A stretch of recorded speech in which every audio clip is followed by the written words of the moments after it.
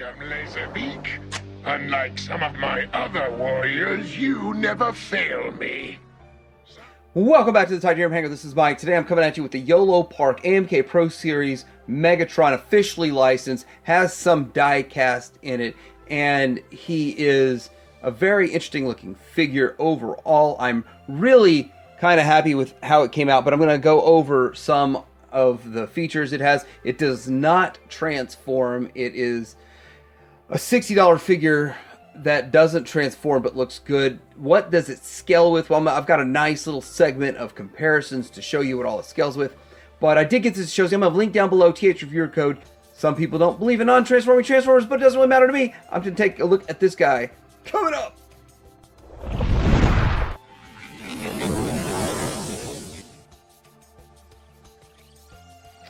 Here's the package, which is sort of Geo-esque, nice cartoon drawing on there. A little bit of shiny reflectiveness going on, and calls it a 20 centimeter model kit. Transformers on the side, officially licensed product, and we have, I imagine we're going to get a repaint of this eventually, just the way it shows all that. But look at this. This is a slipcover for whatever reason. Not really sure why they need to do that. Then it's packaging here with all this kind of ready to set up, ready to go. So we're going to get out of this and set it up and put it together. It is a sort of model kit. All right, taking it out of the package and laying it all out. This is pretty much the order it was in there. Of course, accessories just kind of laid off to the side. This is definitely a simple put together assembly process. We're going to go through that real quick here. All right, what do I want to do? I want to start with the feet. So just plug the feet in, and there's that. And then we will plug foot into this side. That's nice and easy. Then go ahead and plug a leg in, and then another leg in, and we've got that part built, which, as you can see, it looks like it's going pretty easy here. And just to keep the same camera angle, we can let's die cast. We can start over here with this, and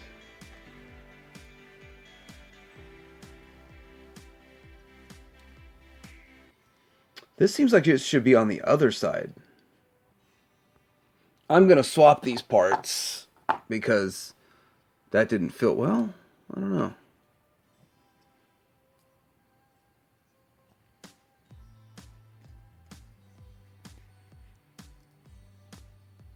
No, I guess I had it right the first time. So this is going to go here. Yeah, that's right. And then the hand's going to go here.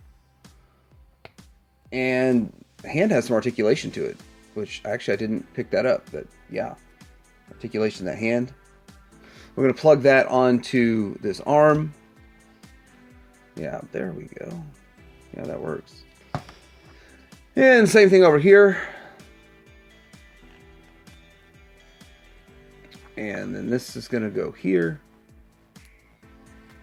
This is going to go onto here. Looks pretty good. Looks like a Megatron. And then pop the head on. Which actually, before I pop the head on, let's see how easy it is to take the faces off. That's real easy. And it looks like, yeah, we have a light up feature. I'm not sure if it's ready to go out the box or not, but there's a light up feature for the eyes. Got to figure that one out. All right, pop the head on, and then for the grand finale,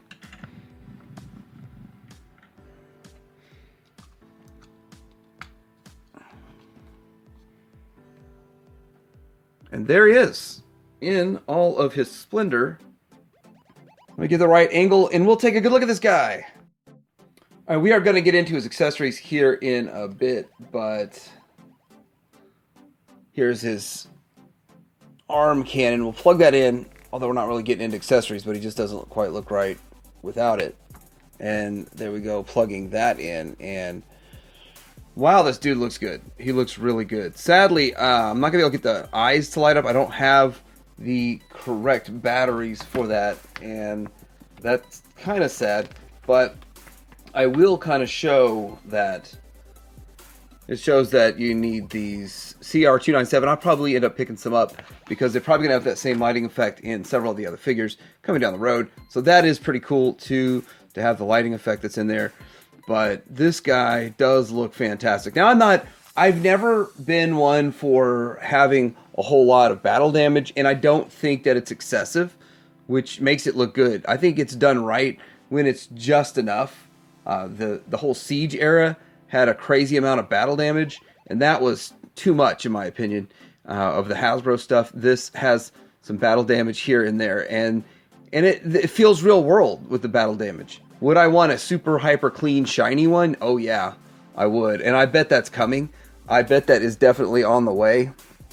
But he's got a lot of articulation, more articulation than I expected, and I've even watched a review of this before in the past, and I didn't expect this much articulation in the model kits of the AMK Pro Series. But let's look at his face. And yeah, it will look better if you get lights in there. When I get lights to put in there, it will look better. And then down to the chest. The chest is die cast. And I think the chest is die cast. I was wondering if the feet were. I think the feet have some die cast in it.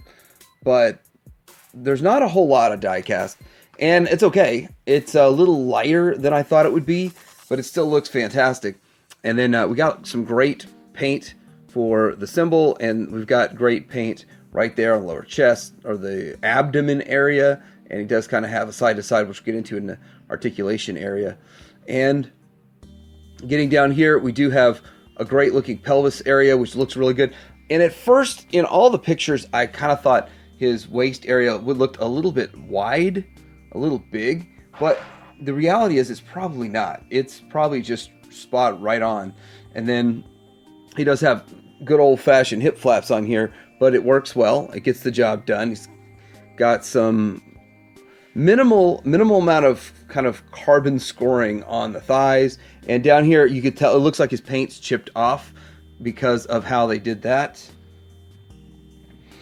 on the lower legs and then the feet. So really, really great. I guess next thing to do is get into articulation, and then we can go and get back into the rest of all of these fun accessories. Starting at the top, the head side to side, up and down. It's on a ball joint, plus it has extra articulation worked into it, which is fantastic. The shoulder goes out to there. Then you have a butterfly, which is absolutely wonderful the way they did that, and flips all the way around. And you have double jointed elbow, bicep swivel.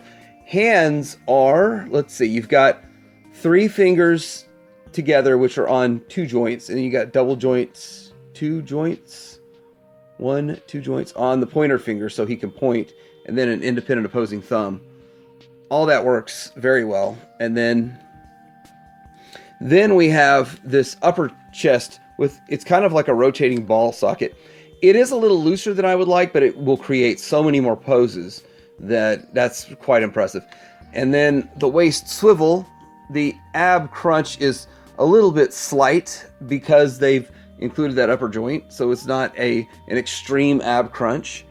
And then you have the thighs, the hip to the front, to the back. It's a little blocked by that non-moving rear hip flap, and we go out this far. Now all this is friction, so no ratchets.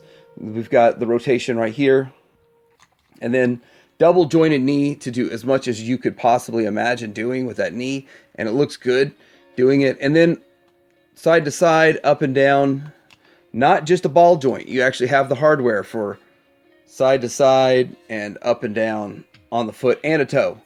So much gone into this figure. Fantastic work, Yolopark. I mean, this is the company that's making the $2,400 large, expensive, highly detailed, highly intricate figures, and they're carrying some of that into the smaller line for $60. For accessories, he has a ton of them, but he has this rear cannon, has the magnet on it, I'm guessing, for getting all of the lighting effects to work. But here it goes, and you can put it on his back, his magnet part, which actually completes the look. I probably should have done that before I've done anything else, but it'll definitely be there for the comparisons and all the other stuff that we have coming for this guy. But that looks really good. And Next we have this. We have an energy sword, which it's obligatory, not something that he really needs, but they're going to include it, of course. And so you can reenact one scene, or you could just have them posed with it. So, works pretty good. Another thing you can have them posed with is this. Now, this is much different. It is, you've got all of the 1, 2, 3, 4 points of articulation to pose this energy kind of mace. But you'll have to take his hand off to do that. So, liking that, you can do that if you want to.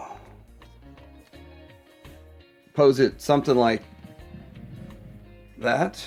Leave it to me to have to move the camera just to show pose, but that works. I mean, I actually think that works better than some of the other options I've seen for this thing in the past, and very, very impressive. Again, one episode, but it's included in several different Megatron offerings. Of course, he includes an obligatory gun also. We're going to put it in this hand, and as you can see, he can actually put a trigger finger on the trigger, and he can, of course, walk up and say, it's over, Prime. It's over, Prime. Did he use the right hand or left hand? Not going to look that up. Now I'm really curious, but there we go with the gun, and we have a die-cast key. Is it the key to Vector Sigma? Definitely a cool inclusion. And then we have the chest swap out, and if you want to make him look like he still functions, then this just pops off. This one pops on. Now this one's not die-cast like the other one. This one is plastique, but it's plastique, but it does not explode. There's the headpiece popping off. Let's give him the I still function face, which, well, I don't know. I don't think, maybe we'll call this one the I still function face and put that one on. I still function.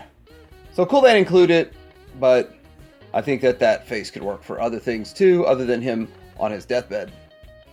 All right, so we have this stand right here, which is pretty simple to put together. You clip this connector piece, this piece, and you have a Decepticon symbol on there. And there he is with the smiling face. I'm going to leave that on there for the remainder of the video.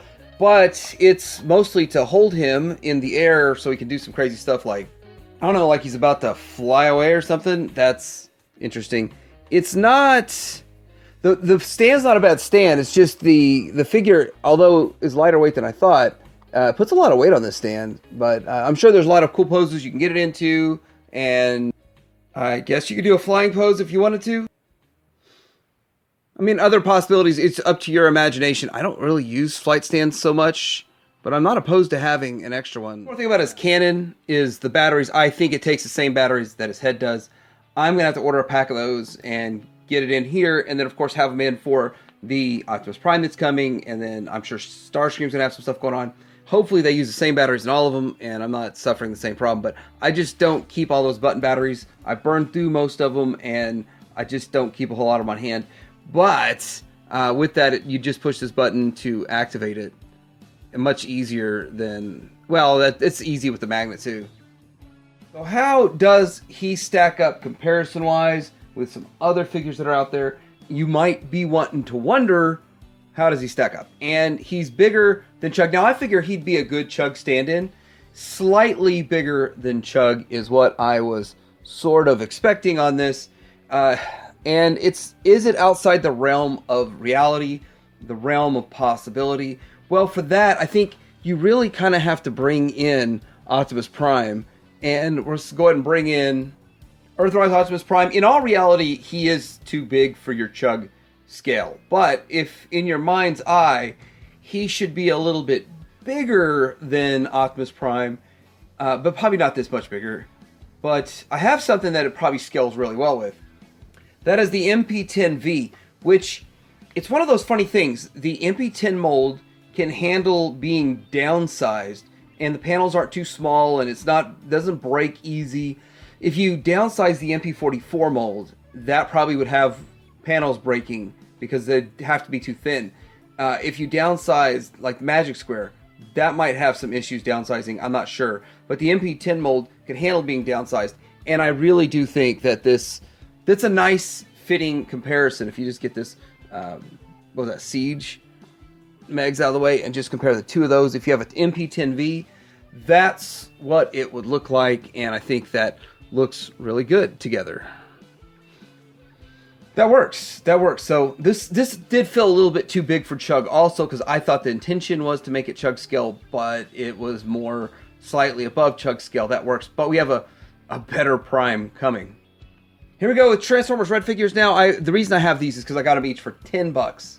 $10 each, loose, and I haven't opened up any of my sealed Red figures. And looking at these, this is what Red should have been, in my opinion. You know, minus the lighting features and shorter. But this is also what was the Super 7 should have been. I still think this beats Super 7. But looking at this side by side, this Red is okay. This is way better than Red. I have not yet opened my Super 7 Megatron, but that's what Super 7 gave us for $55. So they're operating in the same price point. This is $60. This is $55. Operating in the same price point, side by side. Which one do you think wins? And next to the Masterpiece, that's how much shorter he is to the Masterpiece. So he's not ridiculously small versus Masterpiece. Definitely does not fit in with Masterpiece scale. I imagine they will make some characters down the road if they start getting the Carbots and stuff. If the Carbots are sized about the same as this, I could see Carbots fitting in your Masterpiece very, very well. I don't know if they're going to do like a Bumblebee real small or anything like that, but it'll be interesting to see what they offer us in the future. And your chest is showing. But I figure comparing it to the MP36 Magton, it's very, very impressive. Alright, so what I think about this guy, I think he's very impressive. They did a really good job with him overall. I wish I could have enjoyed the lighting features, and I will eventually get some batteries for that. But overall, looks clean from every angle. Very nice looking figure, and I am highly impressed with what they've done for a $60 price point. Now, it does not transform, and that's fine with me, because I think there are several characters like RC, like Megatron, and a few others that the transformation makes it to where you really can't get perfect in both modes. And so with this, I think it looks best, and nobody really wants to transform a Megatron. That's not fun. But the biggest downside to me is I think it's a little bit too weak of a joint in this chest for this character, because he holds this giant cannon. So if he wasn't holding that giant cannon, it wouldn't be as big of a deal. But it just does seem like I have to, as I manipulate him, I have to keep correcting this joint in the chest. It just isn't quite tight enough.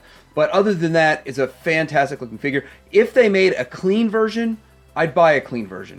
But let me know what you think about this in the comments below. I do have a link for this down below. It shows the $60. I think it's an excellent value for $60, considering all they put into it and how good he looks. And it is officially licensed. But let me know in the comments below. Like, subscribe, and Titanium Hanger out.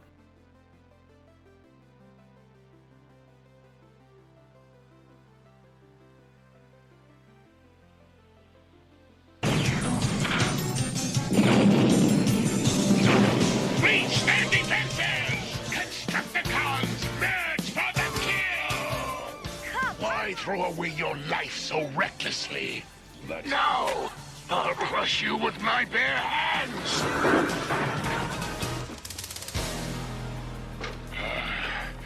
I would have waited an eternity for this. No! Such heroic nonsense. Wait, I still function. Wanna bet? Stop!